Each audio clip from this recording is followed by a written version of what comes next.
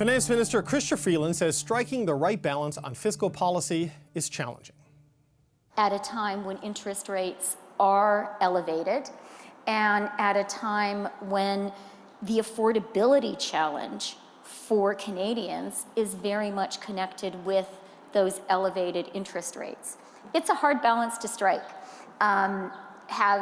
Making the necessary investments on one hand, supporting Canadians as we need to do, and at the same time being fiscally responsible, but it's a balance that we're committed to striking.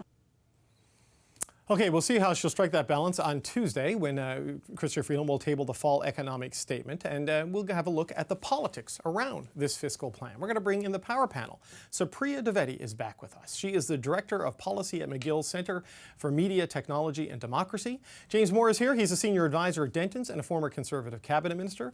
Andrew Thompson's a former Saskatchewan NDP Cabinet Minister, now Chief of Government Relations at the University of Toronto. And the CBC's Jason Markusoff is making a Thursday appearance with us. Well, Supriya, first, let's start with you. Given the slew of these housing announcements we've seen over the last few months, including $1.2 billion in low-interest loans for rental construction in Toronto, $228 million from the Housing Accelerator Fund in Calgary, do we expect to see even more spending in next week's statement with the Deputy Prime Minister talking about striking a balance?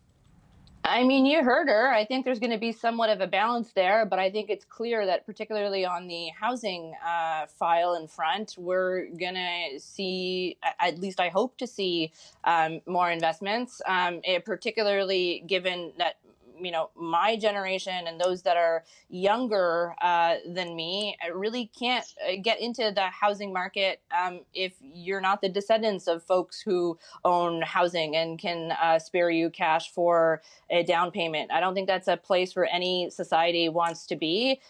You couple that with the fact that even rents are very high and very hard to come by. And in some provinces, like here in Ontario, it was exacerbated and made worse by the fact that when the Ford government was elected back in 2018, one of the first things they did was to scrap rent control on new builds. And so we have a situation where a lot of folks for quite some time have been ringing the bell on housing and affordability more generally. But a lot of those concerns were poo-pooed by the masses by telling my generation to eat less avocado toast. And now it turns out that when you get kids into their 30s still living in your basement, then all people tend to care about housing a little bit more. James, they are committed or talking about doing something on housing, maybe some measures on affordability, but there's also been a lot of talk from this government about the need to sort of bend the financial track back to a more sustainable path because of high interest rates and all of these things. We've heard that before, and there's always a pile of new spending that kind of follows that. I mean, can they do that this time, or do they really need to make a dent in the long-term deficits? I'm not sure how much more we can afford all these affordability measures. You look at the Parliamentary Budget Officer report that came out, we're spending almost $1 billion a week, $1 billion every 7 days just in servicing the debt of this country. The deficit is likely to be over $50 billion next week as well. So we're on a track to utter fiscal ruin if we don't get this done right. Minister Freeland is correct in the opening bumper clip that you had there, where she said that balancing the budget is a difficult challenge. She's right. I wish that those comments we can get into a DeLorean and reflect those back to 2015, Justin Trudeau, when he said balancing the budget is easy, because it's not. It takes due diligence. It takes responsibility. It takes cabinet ministers committed to their jobs and knowing their portfolios. It took someone like Jim Flaherty and Stephen Harper in government to do the things that we did that were painstaking, labor-intensive, but utterly necessary and responsible for a functioning government to make sure that your debits and credits match up. You can get back to fiscal sanity so that you can afford the kind of social programs and affordability measures that we can afford that Canadians need. And we're nowhere near that balance in terms of fiscal probity that is necessary for a country like ours. So, Andrew, as a former finance minister, how do you challenge this, right? You've got high interest rates, you have a deficit that is up because of all the extra spending and the economic downturn that we're experiencing, but there's still, as Supriya laid out, all these demands from an angry and jittery Canadian public out there.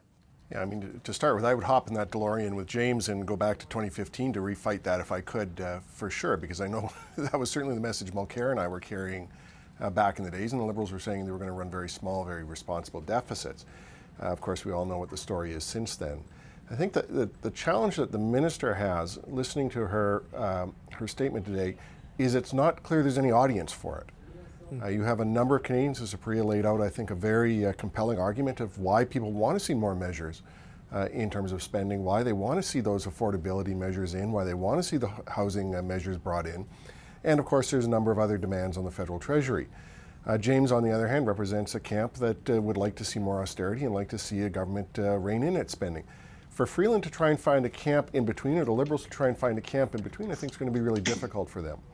And what I'm surprised she's not doing is kind of putting out more messaging that says, look, the spending will be there to make sure Canadians get what they need.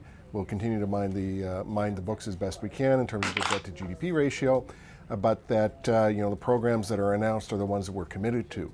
I'm not expecting there'll be a lot more brought forward in the fall economic statement. I mean, there may be some, but certainly the ramp up of announcements show that the government is, pedal to the metal in terms of making sure that they are getting these dollars out the door.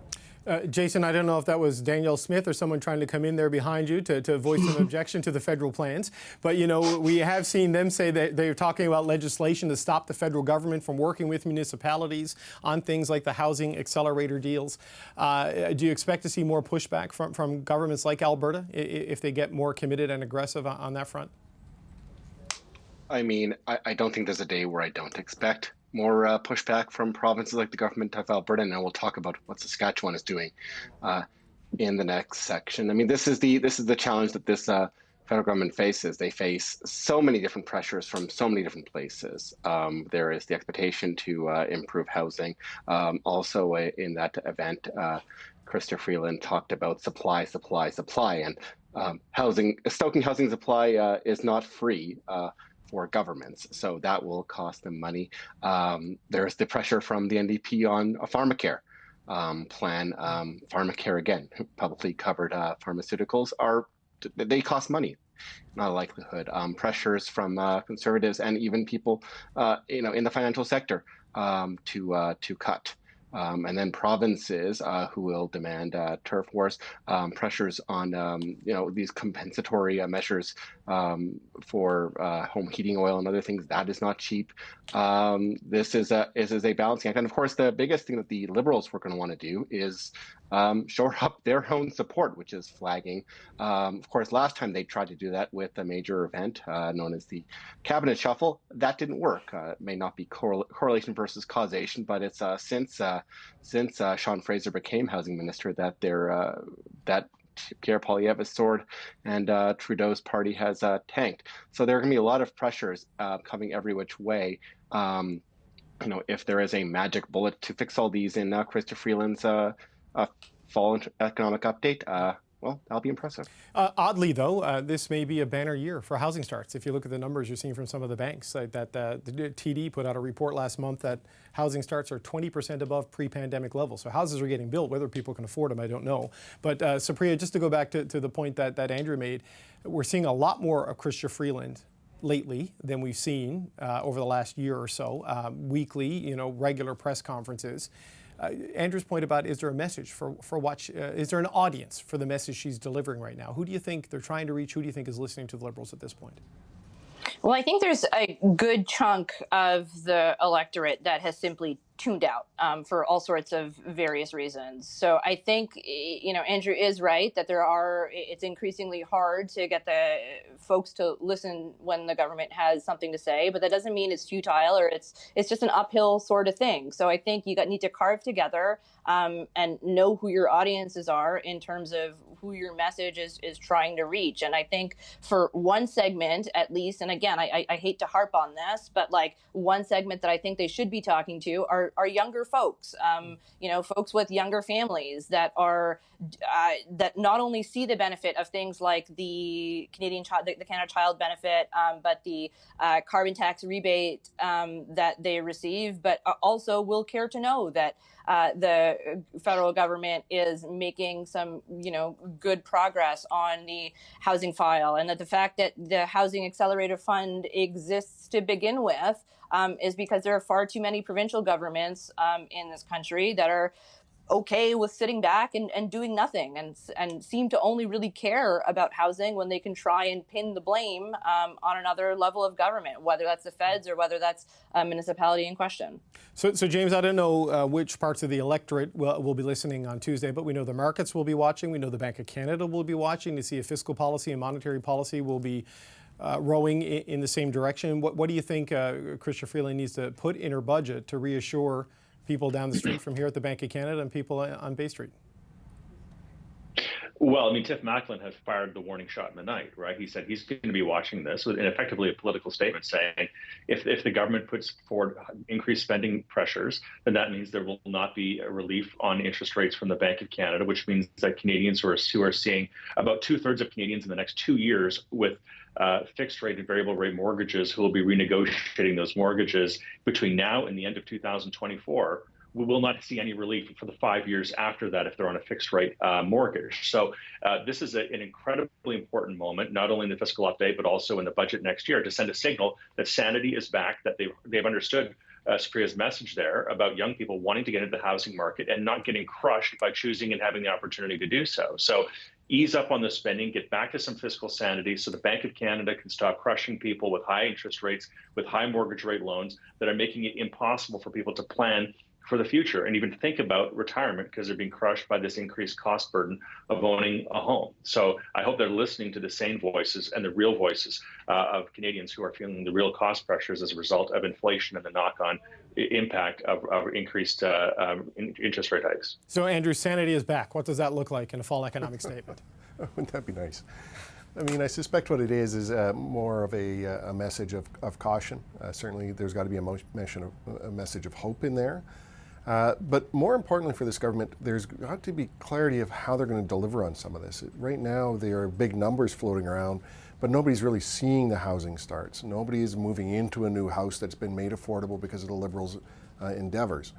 They've got a bit of room to run on that. There's a little bit of time left, obviously, within the mandate, but those are the pieces that I think people are really looking for. What are the tangible measures that are going to be announced that are actually going to make life more affordable today?